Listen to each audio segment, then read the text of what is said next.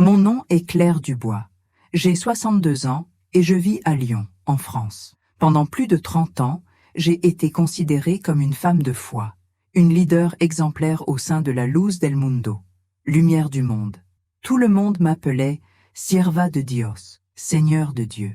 Mais derrière ce titre se cachait une culpabilité qui n'était pas la mienne. Aujourd'hui, j'ai décidé de partager ce que j'ai vécu, non par colère, mais par justice. C'est peut-être la décision la plus difficile de ma vie, car je ressens encore de la peur d'être jugée, rejetée, d'être traitée de traître. Mais le temps est venu de briser le silence. Ce récit vous dévoilera des vérités que j'ai cachées pendant des années, des vérités qui blessent, mais qui méritent d'être dites. Si vous avez vécu une expérience similaire, cette vidéo est pour vous. Et si ce n'est pas le cas, elle vous aidera peut-être à comprendre le poids que portent de nombreuses femmes en silence. Avant de continuer, n'hésitez pas à aimer, à vous abonner à la chaîne et à indiquer votre ville dans les commentaires ci-dessous. Je veux savoir quelle est la portée de cette histoire. J'ai rejoint l'église Lumière du Monde très jeune. J'ai grandi en entendant ma mère dire que c'était le seul endroit sûr, le seul véritable chemin vers Dieu. Je me souviens parfaitement de la première fois où je suis entrée dans le temple. Il était immense, lumineux, empli de voix chantant avec ferveur. J'ai ressenti quelque chose de spécial, comme si Dieu était vraiment là. J'étais juste une fille, les yeux remplis de foi et un cœur prêt à tout pour la promesse du salut. Dès lors, j'ai commencé à assister à tous les offices, toutes les réunions, toutes les études. Rien n'était plus important. Pendant que mes camarades d'école partaient en excursion ou pensaient à des rendez-vous, je préférais servir au temple, laver les ustensiles de communion, aider au ménage, organiser les sœurs. Je sentais que ma place était là, que c'était là que mon âme s'épanouissait. Au fil des années, ma dévotion a attiré l'attention des responsables. J'étais toujours obéissante, jamais questionnante, toujours avec mon voile bien en place, ma jupe à la bonne longueur, la tête baissée et le cœur silencieux. Quand ils parlaient, j'écoutais. Quand ils commandaient, j'obéissais. Un jour, ils m'ont appelé pour parler après le culte. Je pensais avoir fait quelque chose de mal. Mais non. Ils m'invitaient à un niveau supérieur dans l'œuvre. J'ai été choisie pour servir comme diaconesse, des femmes qui dirigent d'autres femmes, qui aident à organiser l'Église, qui sont au plus près du ministère. Pour moi, c'était comme une consécration. Je me sentais vue, aimée de Dieu. Je me sentais choisie. J'ai reçu des instructions précises, des conseils sur la façon de me comporter, ce que je devais enseigner aux autres femmes, comment animer des réunions entre sœurs et surtout, comment être un exemple. J'ai commencé à marcher avec plus de prudence, avec une posture plus soignée, comme si je portais un honneur sacré. Beaucoup ont commencé à m'appeler Sierva, même sans titre officiel. C'était une reconnaissance qui m'a nourrie de l'intérieur. Le respect que je recevais, les regards admiratifs, l'écoute que je leur portais lorsque je parlais de Dieu, tout cela a renforcé l'idée que j'étais née pour servir là. Je me souviens de nuits où je pleurais d'émotion après les offices, convaincue d'avoir accompli ma mission. Je n'étais personne au monde extérieur, mais à l'intérieur de l'Église, j'avais de l'importance, j'étais respectée. Et cela signifiait tout pour moi. Même lorsque les exigences augmentaient, même lorsque je devais renoncer aux réunions de famille ou moins m'occuper de mon foyer pour consacrer plus de temps à l'Église, je le faisais avec joie, car je croyais sincèrement que l'autel exigeait des sacrifices et que Dieu récompenserait tout. En moi, il y avait un zèle si profond, une foi si sincère, que tout doute était immédiatement dissipé. Et lorsque surgissaient des moments de lassitude ou de découragement, je me réprimandais. Tu es forte, tu as été appelée, tu es différente. Et j'y croyais. Plus je donnais de moi-même, plus je me sentais digne. Je me sentais utile, indispensable. Je me sentais une femme spéciale aux yeux de Dieu. Au fil du temps, j'ai commencé à encadrer d'autres jeunes sœurs. Certaines m'appelaient leur mère spirituelle, d'autres disaient vouloir me ressembler. Et cela m'a chargé de responsabilités. Je suis devenu, sans m'en rendre compte, un pilier pour d'autres femmes. La moindre faiblesse me semblait un péché grave. J'ai donc appris à dissimuler ma douleur, à cacher mes peurs, à ne laisser transparaître aucun doute. Au fond, je devais être ferme en toutes circonstances. Après tout, je représentais quelque chose de plus grand, et c'est ainsi que je me suis forgé pendant des décennies. Mais ce que j'ignorais, ou peut-être que je ne voulais pas voir, c'est que cette place d'honneur s'accompagnait d'un poids invisible, un fardeau qui me réduisait souvent au silence, car le respect s'accompagnait de l'obligation de garder le secret, de ne pas remettre en question les dirigeants, d'accepter des situations qui, au fond, me mettaient mal à l'aise, mais que je justifiais par des phrases comme « Dieu sait tout » ou « Le Saint-Esprit me le révélera en son temps ». Et c'est ainsi que j'ai commencé à porter, sans m'en rendre compte, une culpabilité qui n'était pas la mienne, des silences qui ne m'appartenaient pas, des vérités qui blessaient, mais que je cachais derrière le titre de femme de foi. Si je pouvais remonter le temps, je prêterais peut-être plus d'attention aux petits signes, au moment où j'ai eu mal au cœur, mais que j'ai choisi de l'ignorer, au moment où j'ai entendu d'autres sœurs se faire sévèrement réprimander et où j'ai pensé que c'était une correction spirituelle. Aujourd'hui, je sais que tout ne venait pas de Dieu, mais à cette époque, j'y croyais. Et à force d'y croire, je suis devenu complice d'une structure qui prétendait me protéger, mais qui souvent blessait. Lorsque j'ai été choisie pour servir comme diaconesse à Luz do Mundo, j'ai cru entrer dans une dimension plus profonde de la foi. Je voyais cela comme un privilège, une confirmation que mes efforts, mon dévouement et mon obéissance avaient été reconnus par Dieu et l'humanité. Mais ce que j'ignorais, et que je n'ai commencé à comprendre, que progressivement, c'est qu'avec le respect venait un fardeau silencieux, lourd et souvent invisible, qui me mettrait à l'épreuve chaque jour. Le poids du leadership féminin au sein de cette structure n'était ni léger ni glorieux. Il était étouffant. Mes responsabilités se multiplièrent rapidement. On commença à me tenir responsable de tout. Maintenir l'ordre chez les autres femmes, observer leur comportement, réprimander celles qui ne s'habillaient pas assez modestement ou qui semblaient remettre en question quelque chose. Chacun de mes gestes était surveillé. Chaque mot était mesuré. Je devais être impeccable en tout temps. Ma tenue, ma posture, le ton de ma voix, ma démarche.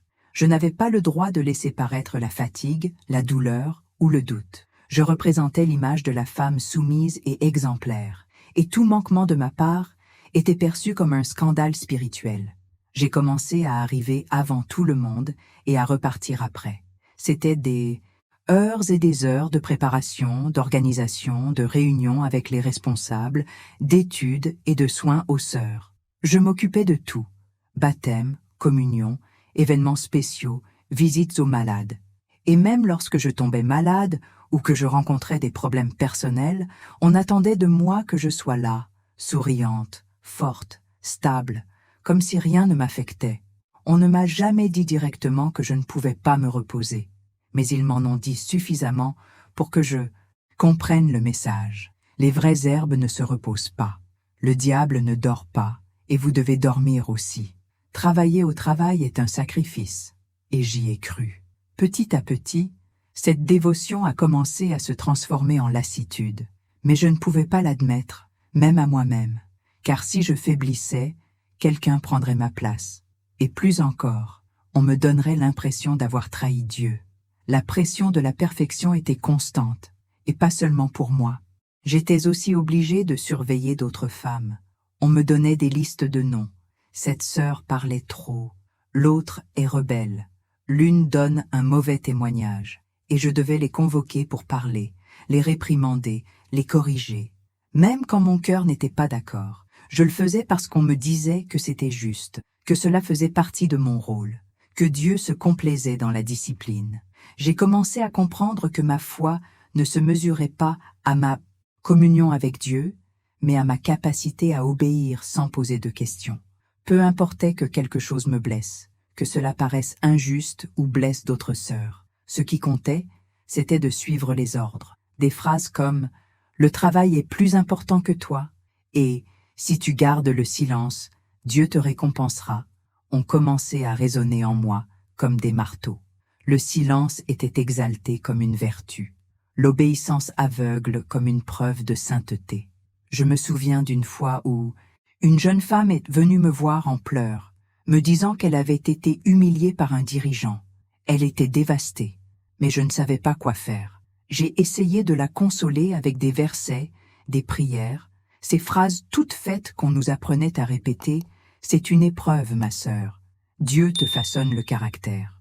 Aujourd'hui, quand je m'en souviens, ça me fait mal, parce que je ne l'ai pas aidée. Je l'ai réduite au silence, et je l'ai fait parce que moi aussi, j'avais été réduite au silence pendant des années, parce que j'avais moi-même vécu des humiliations similaires, et j'ai appris à les avaler avec le sourire. Le leadership féminin à la lumière du monde n'était pas une position honorifique. C'était une prison déguisée en privilège. Nous étions habitués à contrôler, à réduire au silence, à maintenir l'ordre intérieur. Pendant ce temps, nos propres sentiments, notre douleur, nos doutes étaient ignorés. Il n'y avait pas de place pour la fragilité. Et si quelqu'un osait dire que quelque chose n'allait pas, il était immédiatement accusé de manque de foi, de rébellion, voire d'instrument de Satan. La pression était subtile, mais dévastatrice. Combien de fois me suis-je endormi en pleurant en silence, craignant que Dieu ne me punisse pour avoir voulu abandonner? Combien de fois ai-je prié pour avoir la force de continuer, même avec la douleur et la lassitude? Je ne savais plus si ce que je faisais était pour Dieu ou pour plaire aux hommes. La confusion était telle qu'aujourd'hui encore, je me demande comment j'ai pu endurer autant pendant si longtemps. En vérité, je n'ai pas pu le supporter. Je me suis simplement habitué au fardeau. Cette position exigeait de moi quelque chose qui allait au-delà de la foi. Elle exigeait le renoncement à moi-même, et pas au sens spirituel du terme. C'était le renoncement à ma voix, à mon intuition, à mon humanité. Je suis devenue une femme qui savait se taire, qui savait faire semblant, qui savait obéir sans réfléchir. Et cela, dans cette structure, était considéré comme de la sainteté. Pendant longtemps, être responsable m'a donné un sentiment de sécurité. Malgré tout le poids, toute la pression, je croyais servir Dieu. Mais ce sentiment a commencé à s'effriter lorsque les secrets ont commencé à me parvenir. Ce n'étaient pas des rumeurs, c'étaient des confessions, des histoires murmurées à travers les larmes, des mots étouffés, venant de femmes blessées, qui n'avaient plus où cacher leurs blessures. Et parce que j'étais perçue comme un pilier au sein de la congrégation, comme une personne digne de confiance, ces sœurs sont venues à moi, non pas parce que j'étais forte, mais parce qu'elles étaient désespérées. La première fois que j'ai entendu une de ces histoires, mon corps s'est figé.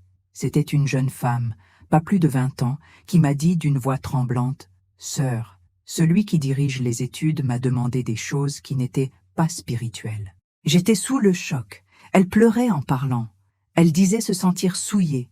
Elle a essayé de se dégager, mais il a dit qu'il mettait son obéissance à l'épreuve, que si elle se rebellait, Dieu la rejetterait. Mon cœur s'est emballé. Je ne savais pas quoi dire. Mon esprit hurlait. « C'est de la maltraitance !» Mais ma bouche est restée muette. Les jours suivants, j'ai tenté de trouver un supérieur, quelqu'un qui pourrait me guider. Et, très prudemment, j'ai raconté une partie de l'histoire. Je n'ai pas cité de nom.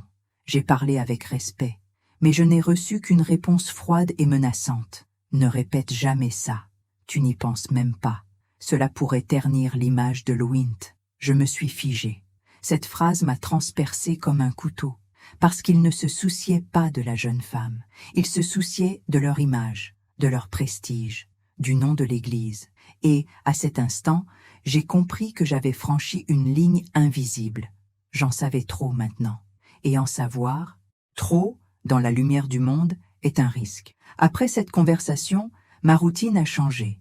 J'ai commencé à ressentir des regards différents, des murmures, comme si quelqu'un m'avait déjà identifié comme une menace potentielle.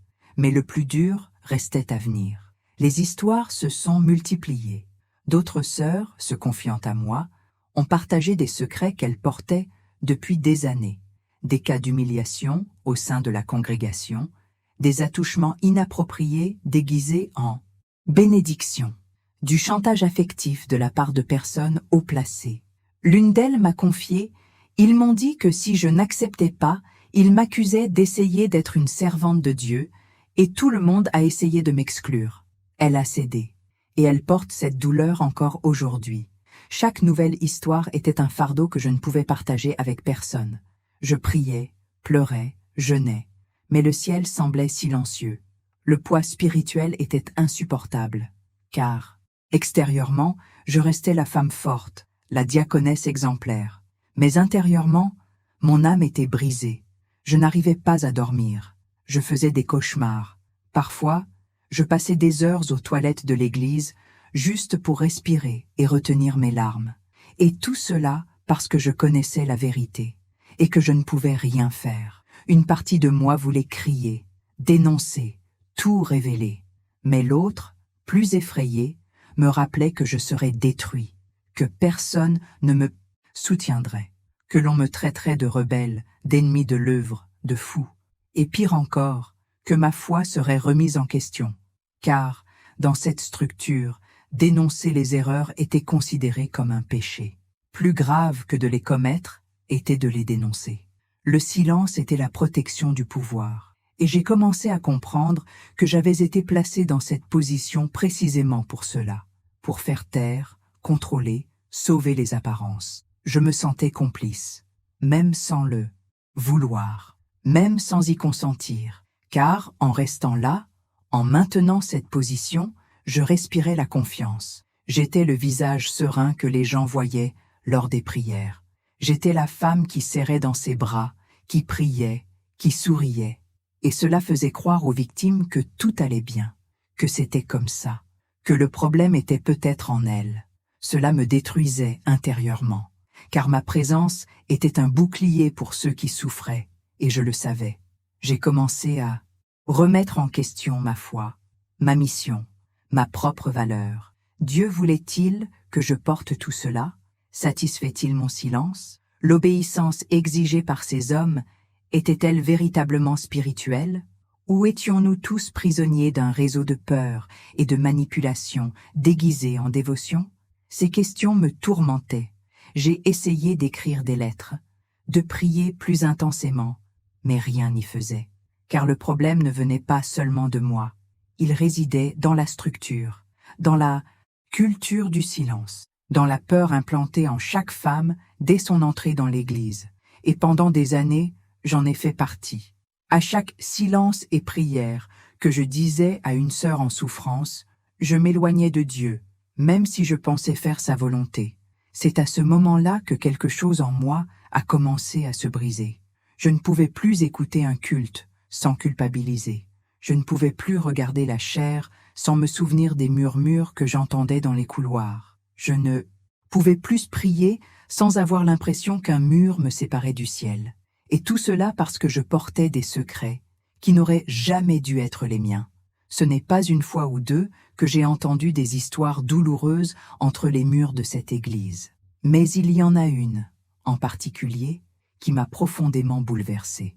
Un cas que je porte encore dans mon cœur comme une plaie ouverte qui ne veut pas guérir. C'est ce qui a finalement brisé quelque chose en moi, quelque chose que j'avais essayé de préserver pendant des années, l'espoir que la justice était encore là au sein de la Luz del Mundo. Elle s'appelait Abigail. C'était une jeune femme adorable, âgée de seulement 17 ans. Elle était toujours présente aux offices et aux activités, arborant ce sourire timide, mais empreint de foi. C'était une fille qui avait grandi au sein de l'œuvre, comme tant d'entre nous. Ses parents avaient une confiance totale envers les membres de l'Église, et elle aussi. Un jour, ils m'ont demandé de lui parler car elle avait un comportement étrange. Ils disaient qu'elle se repliait sur elle-même, qu'elle manquait les réunions et qu'elle pleurait beaucoup. Je me souviens du jour où je l'ai emmenée dans une salle de réunion, avec l'intention de lui offrir conseil et soutien spirituel. Mais dès que je lui ai demandé si elle voulait prier avec moi, elle a fondu en larmes. Elle a essayé de parler, mais les mots ne sortaient pas. Je l'ai serrée dans mes bras, J'ai essayé de la calmer. Elle tremblait. Ce qu'elle a dit ensuite m'a figé. Ma sœur, ce n'était pas ma faute. Il m'a dit que c'était la volonté de Dieu. Au début, je n'ai pas compris. Mais tandis qu'elle m'expliquait laborieusement ce qui s'était passé, j'ai eu un pincement au cœur. Elle avait été abusée par un pasteur que nous respections tous. Un homme marié, père de famille, considéré comme un exemple de leadership spirituel. Selon elle, il avait commencé par des consultations privées, puis des demandes d'aide, jusqu'au jour où, lors d'une prétendue visite pastorale, tout a pris fin. Il l'a manipulée spirituellement.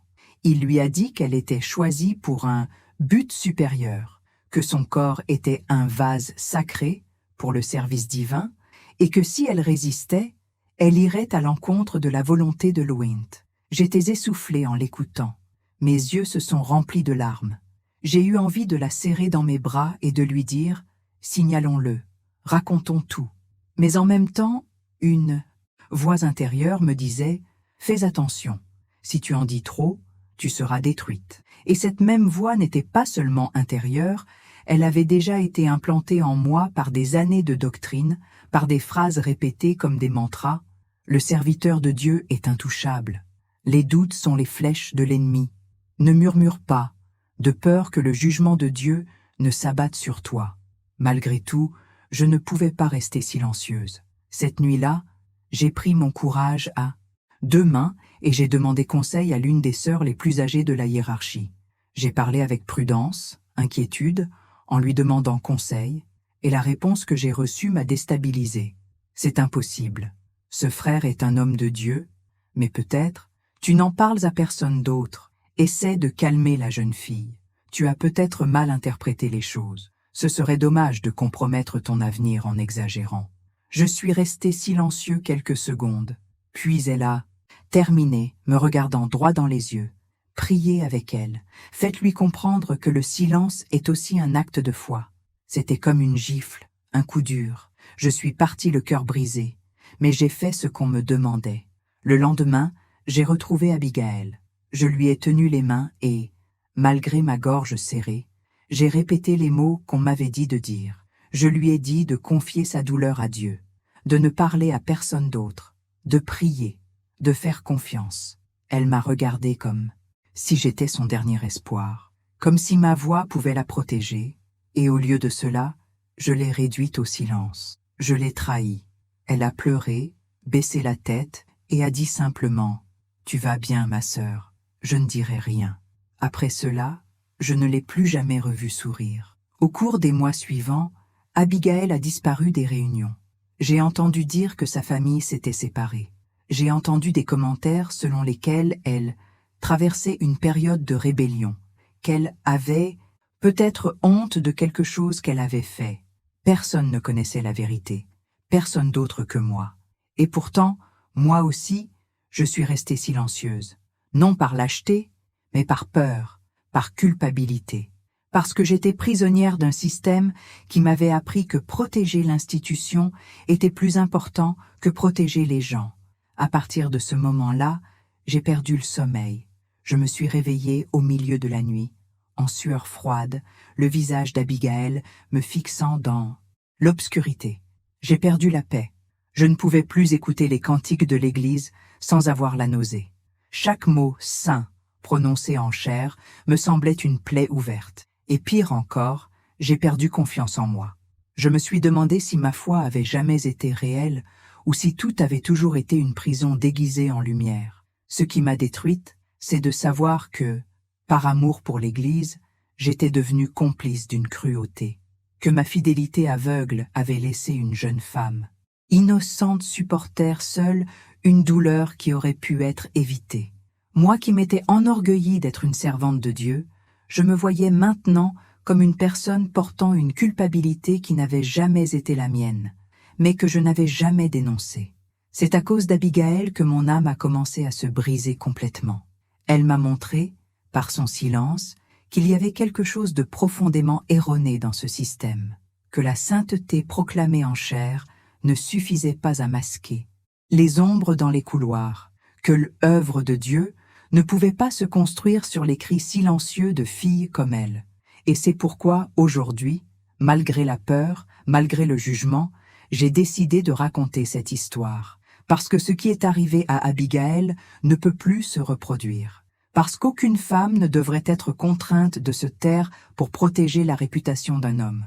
Parce que Dieu n'exigerait jamais un tel sacrifice.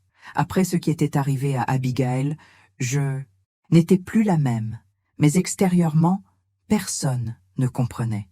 J'ai continué à servir dans l'église, accomplissant mes devoirs avec le même zèle que d'habitude.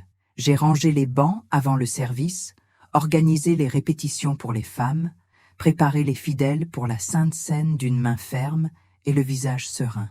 Beaucoup ont dit que j'étais un exemple de foi, une femme intègre, dévouée, la hermana de confiance du pasteur.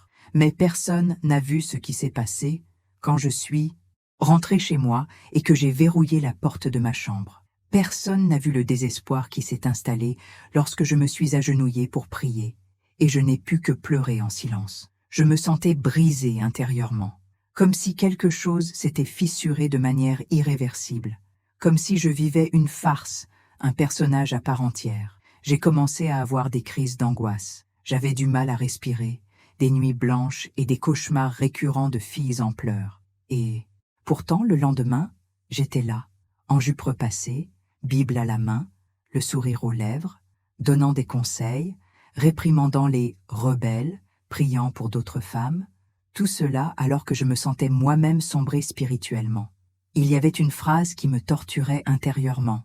J'ai porté des péchés qui n'étaient pas les miens, mais j'ai agi comme s'ils étaient les miens.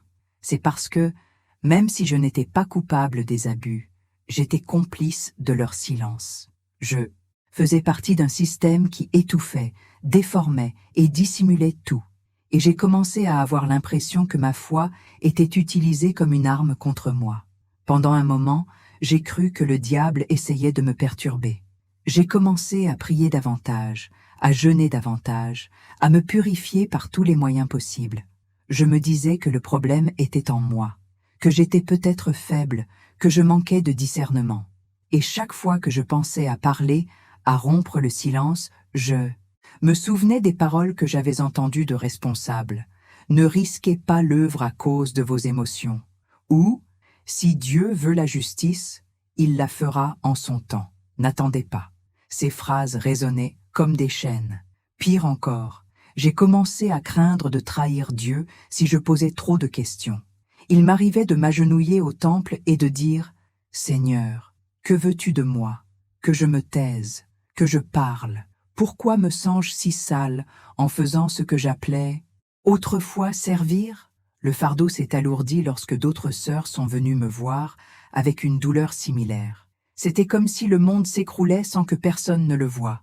Humiliation, manipulations émotionnelles, impositions absurdes de la part d'hommes qui se prétendaient spirituels, mais dont les actions ne reflétaient en rien l'amour de Dieu. Malgré tout, ils me demandaient de maintenir l'ordre, de garder le témoignage. Et, au nom de l'obéissance, j'ai souri. J'ai dit « Amen ». J'ai levé les mains en un « Alléluia », tandis que mon cœur implorait l'aide. Un jour, après une veillée où j'étais appelé à exhorter des jeunes femmes, dont beaucoup étaient bouleversées, je suis rentré chez moi et je me suis enfermé dans la salle de bain. J'ai pleuré si fort que j'ai cru m'évanouir. Je me suis regardé dans le miroir et je me suis demandé « Qui es-tu » parce que je ne reconnaissais plus cette femme. Je ne savais plus si elle était une servante de Dieu ou juste une marionnette. Quelqu'un maintenait une structure qui alimentait le pouvoir et la peur, et non la foi. J'ai commencé à me dégoûter de moi-même. J'évitais le miroir, m'habillant dans le noir, comme si je voulais m'effacer. Je me suis mise à rêver d'Abigail, d'autres filles, de mères en pleurs. C'était comme si leur douleur était la mienne, comme si la culpabilité que je portais m'avait contaminée de l'intérieur. Et c'est à ce moment-là que quelque chose a commencé à changer en moi.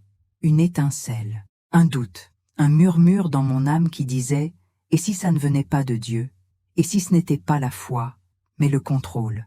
Au début, j'ai essayé de réprimer cette pensée, mais elle revenait sans cesse, plus forte, plus constante. J'ai commencé à chercher des réponses. Je suis retournée à la Bible, la lisant seule, sans intermédiaire. J'ai lu les évangiles et je me suis demandé où est ce Jésus d'amour, de vérité, de compassion? Car ce que j'avais vécu à Luz del Mundo ne lui ressemblait plus. J'ai commencé à comprendre que ce qu'on m'enseignait comme spiritualité n'était souvent qu'une peur déguisée, la peur de désobéir, la peur de ternir le nom de l'Ouint, la peur d'aller à contre-courant. Et cette peur a poussé nombre d'entre nous, femmes, à sacrifier notre conscience sur l'autel de l'obéissance aveugle. J'ai commencé à me parler à moi-même, en secret, en me posant des questions que je n'avais jamais osé poser à voix haute. Et si Dieu ne voulait pas de ce silence? Et si protéger les victimes était plus sacré que protéger l'image d'un homme? Et si je servais les hommes et non Dieu? Ces questions ont commencé à me ronger. Mais en même temps, elles ont aussi commencé à me libérer. Car, pour la première fois depuis des années, j'étais honnête avec moi-même, pas avec le système, pas avec les attentes des autres, mais avec moi-même, avec mon âme. C'était le début d'un réveil, toujours effrayé, toujours en larmes, mais aussi avec un courage nouveau qui se forgeait au plus profond de moi, car je réalisais que je n'étais pas la seule, qu'il y en avait beaucoup comme moi, et que le silence, loin d'être sacré, n'était que la prison dans laquelle il nous avait enfermés. Le silence peut vous tuer intérieurement, mais le briser peut vous enterrer vivant devant les autres. J'ai découvert cela de la manière la plus cruelle qui soit. Pendant des mois, je me suis débattue avec moi-même, essayant de comprendre ce qu'il était juste de faire. Je ne voulais pas provoquer de scandale, ni porter de faux jugements. Je voulais juste respirer en paix, dormir léger, servir Dieu sans ce sentiment constant de trahir ma conscience. Alors, j'ai pris mon courage à deux mains et j'ai décidé de parler à quelqu'un en qui j'avais confiance. Une femme plus âgée, également une dirigeante au sein de l'Église, quelqu'un qui me considérait comme sa fille. Je pensais qu'elle comprendrait, qu'elle m'écouterait avec compassion, qu'elle en savait peut-être même plus que moi. Cet après-midi-là, je l'ai discrètement appelé après une réunion et lui ai demandé de parler. Nous sommes allés dans un coin plus intime et le cœur battant, je ne lui ai raconté qu'une partie de mon histoire. J'ai dit que j'étais fatiguée, que certaines situations de leadership me faisaient mal, que parfois, je voyais des choses qui n'allaient pas, qui n'étaient pas conformes à l'Évangile et que je ne savais plus comment les gérer. À peine avais-je fini de parler que j'ai vu son expression changer. Son regard s'est durci, sa voix est devenue froide. Elle m'a interrompu fermement. « Ma sœur, ne laissez pas Satan vous perturber. Ce que vous ressentez ne vient pas de Dieu. Gardez-le pour vous. Gardez-le secret. Priez davantage. » Mon estomac se retourna. Elle ne me serra pas dans ses bras. Elle ne posa aucune question. Elle me dit juste de me taire. Mais le pire restait à venir. Les jours suivants, j'ai commencé à remarquer de petits signes. J'ai été exclue d'un groupe de sœurs avec qui j'organisais des événements. Lors des réunions de direction, on ne m'appelait plus à prier. Dès que j'entrais dans certaines salles, les murmures commençaient. Au début, j'ai cru que c'était juste une impression, que j'étais peut-être trop sensible. Mais non, ce n'était pas mon imagination, c'était une punition. Une semaine plus tard, j'ai été convoquée par un pasteur. La réunion, censée être une réunion pastorale, s'est transformée en un véritable tribunal. Il m'a regardé droit dans les yeux et m'a dit « Ma sœur, nous avons été informés que vous remettiez en question l'ordre divin. Nous sommes préoccupés par votre état spirituel. » Je leur ai demandé ce qu'ils voulaient dire par là, et il m'a répondu d'un ton pieux « L'esprit de rébellion se déguise en inquiétude. Ne tombez pas dans ce piège. » À partir de ce moment-là, tout a changé. On m'a retiré les responsabilités que j'avais assumées avec amour pendant des années. On ne m'a plus autorisé à conseiller les jeunes. On m'a exclu des réunions avec les autres responsables. On m'a dit que j'avais besoin de me ressourcer spirituellement. On a commencé à dire que je traversais une crise, qu'il valait mieux que je me retire.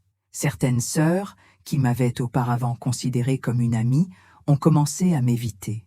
D'autres me regardaient avec pitié, comme si j'étais tombée. Et puis les rumeurs sont arrivées. Phrases vagues, insinuations blessantes. Ils disent qu'elle est amère parce qu'elle a été déplacée. Ou, elle s'est laissée emporter par ses émotions, elle a dû faire quelque chose. La plus cruelle que j'ai entendue était « elle est malade dans son âme, elle est dans le péché, c'est pourquoi elle parle tant ». J'essayais de garder ma dignité. J'arrivais aux offices, je m'asseyais au fond, silencieuse. Je souriais avec effort, mais intérieurement, j'étais en miettes. Je ne savais pas si je devais pleurer l'injustice, ou d'avoir tant cru en des gens qui me traitèrent désormais comme une peste. J'avais honte, j'avais peur, mais le pire, c'était la solitude. J'avais perdu des amis, j'avais perdu mon poste, j'avais perdu mon sentiment d'appartenance. Cette église qui était autrefois mon foyer me traitait désormais comme une menace. J'ai commencé à me demander, étais-je vraiment rebelle? Ai-je eu tort de parler? Et ces questions me hantaient chaque nuit, car leur logique est perverse. Remettre en question, c'est se tromper. Ressentir, c'est être émotif. Dénoncer, c'est se rebeller. Il n'y a jamais de place pour le discernement, seulement pour l'obéissance aveugle. J'ai essayé de me taire à nouveau. Je suis redevenue silencieuse, mais il n'y avait plus de place pour moi. J'avais franchi une ligne invisible, celle qui sépare les fidèles des problématiques. Et une fois marqué comme dangereux, il n'y a plus de retour en arrière. Lors d'un office spécial du samedi, j'ai demandé à faire une courte lecture avant la prière. Je le faisais toujours avec joie. Le maître, pasteur a hésité, puis m'a finalement autorisé. J'ai pris la Bible, je l'ai ouverte à Isaïe, j'ai pris une grande inspiration et j'ai lu « Malheur à ceux qui appellent le mal bien et le bien mal ». En lisant, ma voix tremblait, mes yeux se remplirent de larmes. Quand j'eus terminé, un silence pesant régna dans le temple. Je savais, c'était un adieu, même si personne ne le disait. Dans les jours suivants, j'ai reçu un dernier message de l'une des sœurs de la direction. Pour votre bien, nous vous suggérons de prendre un moment de réflexion loin de vos activités. Ce n'était pas une invitation, c'était un exil. Je me suis sentie humiliée, trahie, invisible. Ceux que j'appelais frères m'ont abandonné. Ceux qui prétendaient m'aimer m'ont puni. Et tout cela parce que j'ai essayé d'être honnête, parce que j'ai osé dire que quelque chose n'allait pas, parce que j'ai fait passer ma conscience avant la peur. Et à cet instant, j'ai compris. La plus grande hérésie au sein de cette Église n'était pas le péché, c'était la vérité. Partir. Ce mot résonnait dans mon esprit comme une tentation interdite. Pendant des semaines, peut-être des mois, j'ai lutté contre cette pensée. Je me disais, je ne peux pas partir, pas après tant d'années, pas après tout ce que j'ai traversé. Mais en même temps, quelque chose en moi hurlait, tu dois te sauver, tu dois sauver ton âme. Et cette voix, aussi silencieuse soit-elle, ne me laissait pas tranquille. J'avais peur, vraiment peur. Peur de ce qu'il dirait, de ce qu'il ferait. Peur que Dieu me rejette pour avoir abandonné son œuvre. Peur d'être consumé par la culpabilité, de me perdre spirituellement. On m'a longtemps enseigné que ceux qui partent sont choisis par les ténèbres, des proies faciles pour Satan. On m'a dit que dehors régnait la mort, la confusion et la perdition. Et j'y ai cru presque toute ma vie. Mais ce que je vivais là était aussi une sorte de mort. Mort de l'âme, de la conscience, de la liberté. J'étais comme un vase fêlé essayant de contenir l'eau de la foi, mais il ne pouvait plus rien contenir. J'étais vide. Et c'est dans cette absence que, finalement, j'ai commencé à entendre clairement la voix de Dieu. Une voix qui ne criait pas, qui n'exigeait rien, qui ne manipulait pas. Elle me rappelait simplement à la vérité. Le moment décisif est arrivé un matin ordinaire. Je me suis réveillée et me suis regardée dans le miroir. J'ai vu mon visage fatigué, mes yeux éteints, mes mains tremblantes. Ce matin-là, je n'avais plus aucune résistance. Je sentais que si je ne partais pas maintenant, quelque chose en moi allait mourir complètement. J'ai pris ma Bible, mes rares affaires, et j'ai pris une grande inspiration. Pour la première fois depuis longtemps, je me suis agenouillée par terre chez moi, et je n'ai pas demandé la force de continuer. J'ai demandé le courage d'arrêter, de me libérer, de partir. Je n'ai prévenu personne. J'ai simplement cessé de venir. Je n'ai pas répondu au message. Je n'ai pas frappé aux portes pour m'expliquer. Mon silence était ma réponse. Et pourtant, les réactions ont afflué. Des appels téléphoniques, d'intérêt spirituel, des invitations déguisées à la restauration, et puis est venu le vrai poids, les jugements, les remarques acerbes, les questions qui, même non posées, étaient toujours dans le regard des autres. Pourquoi est-elle partie? A-t-elle commis un péché? Est-elle tombée dans la chair? J'ai perdu des amis. Des sœurs de longue date m'ont bloqué. D'autres ont fait semblant de ne pas me voir dans la rue. L'une d'elles, qui connaissait mes enfants depuis leur plus jeune âge, a traversé le trottoir pour éviter de me parler. Et le plus dur, c'était la solitude spirituelle. Ne plus avoir de temple où entrer, de chants à chanter avec les autres, de couverture qui me procurait une protection. C'était comme traverser un désert, sans boussole, seulement la foi. Mais au milieu de ce désert, j'ai commencé à ressentir quelque chose que j'avais oublié depuis longtemps, relief. Au début, ce n'était qu'un profond soupir. Puis le silence dans la maison s'est atténué. L'angoisse qui m'accompagnait en m'allongeant pour dormir s'est atténuée. Et petit à petit, j'ai commencé à comprendre. Je suis partie sans rien, mais j'ai retrouvé mon âme. Parce qu'au sein de cette église, je pouvais occuper des postes importants, être respectée, avoir une place importante. Mais j'avais perdu mon identité, ma conscience, ma paix intérieure. Je souriais, mais je n'étais pas heureux. Je priais, mais je ne ressentais pas la présence de Dieu. Je servais, mais j'étais utilisée. Et quand j'ai enfin percé, j'ai compris que Dieu ne m'attendait jamais entre ses murs. Il était dehors, m'appelant patiemment. Bien sûr, la douleur ne s'est pas dissipée du jour au lendemain. Il pleurait encore en se souvenant des cantiques. Regarder de vieilles photos me faisait encore mal. Je me demandais encore si j'avais bien agi. Mais, malgré la douleur, la liberté était là. Et la liberté, c'est le premier pas vers la guérison. J'ai commencé à marcher dans la foi. Une foi simple et courageuse. J'ai découvert que je n'avais pas besoin d'un temple luxueux, ni de titre pour être fille de Dieu. Qu'il m'aimait non pas pour la position que j'occupais, mais pour la vérité que j'avais choisi de vivre. J'ai découvert que mon cœur, même brisé, était encore un terreau fertile pour l'espoir. Aujourd'hui, quand je regarde en arrière, je vois tout comme si c'était une autre vie. Une vie où j'ai été formée à obéir sans poser de questions, à servir sans relâche, à garder le silence même face à l'injustice. Et je me demande, combien d'autres femmes sont encore enfermées, vivant dans la même prison? Combien pensent encore que partir est une trahison de leur foi? Combien croient encore que la douleur fait partie de la dévotion?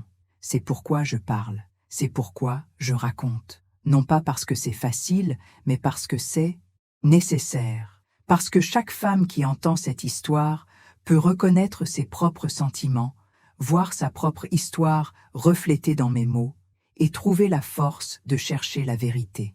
Et si vous qui m'écoutez maintenant êtes à ce point de rupture, dans ce doute cruel entre rester et partir, je vous dis, la liberté a un prix, mais l'emprisonnement de l'âme coûte encore plus cher. Vous pourriez perdre des amis, vous pourriez être jugé, vous pourriez passer des nuits en silence. Mais petit à petit, vous respirerez différemment, vous dormirez paisiblement, vous entendrez la voix de Dieu en vous, non pas comme un cri autoritaire, mais comme un murmure d'amour. Je suis sorti sans rien, mais j'ai récupéré mon âme, et ça, personne ne peut plus me l'enlever. Petit à petit, la vie a trouvé un nouveau rythme. Les journées n'étaient plus seulement peuplées de silence et d'incertitude, mais de légers signes de renaissance. Au début, c'était étrange de ne pas avoir d'engagement religieux, ni de service fixe, ni de réunions obligatoires, ni de visites programmées. J'avais l'impression qu'il manquait quelque chose, mais j'ai vite compris que ce qui manquait n'était pas l'absence, mais l'espace. Et dans ce vide, Dieu a commencé à me visiter d'une manière que je n'avais jamais ressentie auparavant. J'ai commencé à faire quelque chose qui me terrifiait auparavant. Ouvrir la Bible, seule, sans ministre, pour me dire ce qu'il fallait interpréter, sans peur de me tromper, sans la culpabilité de ne pas être guidé. Et à ma grande surprise, les textes ont commencé à me parler d'une manière nouvelle, non pas comme des règles strictes ou des menaces voilées, mais comme des messages vivants, empreints d'amour, de compassion et de vérité. C'était comme si je lisais avec des yeux clairs pour la première fois. J'ai passé des semaines à relire les évangiles, et j'ai pleuré. J'ai pleuré en voyant comment Jésus traitait les femmes, les pécheurs et les exclus. Il ne leur criait pas dessus, ne les humiliait pas, ne leur imposait pas une culpabilité qui n'était pas la leur. Il les voyait, il les touchait, il les libérait. Et en ce Jésus, j'ai vu un Dieu complètement différent de celui qu'on m'avait appris à craindre. C'était un Dieu qui m'appelait par mon nom, qui m'accueillait dans ma douleur, qui n'exigeait pas la perfection, mais la sincérité. C'est au cours de ce processus de redécouverte que, presque par hasard, j'ai rencontré une autre femme qui avait également quitté Luz del Mundo, une amie d'enfance que je n'avais pas vue depuis des années. Nous nous sommes rencontrés sur un marché, et un regard a suffi à nous faire comprendre que nous avions quelque chose en commun. Nous avons commencé à discuter, prudemment, avec appréhension. Et soudain, la conversation a viré à la dénonciation. Elle aussi avait été une meneuse. Elle aussi était restée silencieuse. Elle aussi portait en elle une culpabilité qui n'était pas la sienne. C'était comme se regarder dans un miroir et y voir le reflet de mon histoire. À partir de ce jour, d'autres sont venus. L'un pointait l'autre du doigt. Certains étaient partis récemment, d'autres depuis des années, mais tous portaient les mêmes blessures. C'était comme si nous étions des survivants d'un naufrage, nous retrouvant sur une île d'espoir. Nous avons créé un groupe simple, initialement composé de 4 femmes. Aujourd'hui, nous sommes des dizaines. Nous nous réunissons pour parler, pleurer, étudier la Bible, ensemble, sans hiérarchie, sans titre, sans pression. Là, chacune peut parler sans craindre d'être réduite au silence. Nous pouvons rire sans être observés. Nous pouvons prier sans avoir l'impression de pécher en quittant notre refuge spirituel. C'est une communauté petite, mais authentique, de cœur brisé, mais vibrante de vie. L'une des plus belles choses que j'ai vécues dans ce groupe a été de voir une sœur qui s'était auparavant reprochée d'avoir désobéi à l'ointe, lever les mains et prier à voix haute pour la première fois depuis des années. Elle tremblait, elle pleurait, et elle disait « Je pensais que Dieu ne m'écouterait plus jamais, mais maintenant, je sais qu'il n'a jamais cessé de m'écouter. » À ce moment-là, nous avons tous pleuré, car nous connaissions tous cette peur, la peur d'être rejetés par Dieu pour avoir cherché la liberté. Mais la vérité est que Dieu ne demeure pas dans la peur, il ne se nourrit ni de notre silence, ni de notre souffrance. Il n'exige pas que nous gardions le silence face aux abus, ni que nous nous conformions à la douleur. Il est un Père, un vrai Père, et c'est ce Dieu que j'ai commencé à connaître après mon départ, non pas dans de grandes cathédrales, ni dans des phrases apprises par cœur, mais dans les murmures de ma chambre, dans l'étreinte de mes compagnons de voyage, dans la lecture silencieuse de la parole. J'ai recommencé à prier, mais pas comme avant. Maintenant, ma prière est une conversation. C'est un exutoire, c'est de la gratitude. Je ne demande ni bénédiction matérielle, ni poste, ni reconnaissance. Je demande seulement la paix, et je suis reconnaissant d'avoir survécu. Car oui, partir, c'était survivre. C'était briser les chaînes qui imposèrent la peur à la fois, que Dieu était un juge sévère, que l'obéissance aveugle était la voie du salut. Aujourd'hui, je marche d'un pas léger. J'ai encore des cicatrices. Je me réveille encore certaines nuits avec des souvenirs douloureux. Mais je ne suis plus prisonnière de la culpabilité.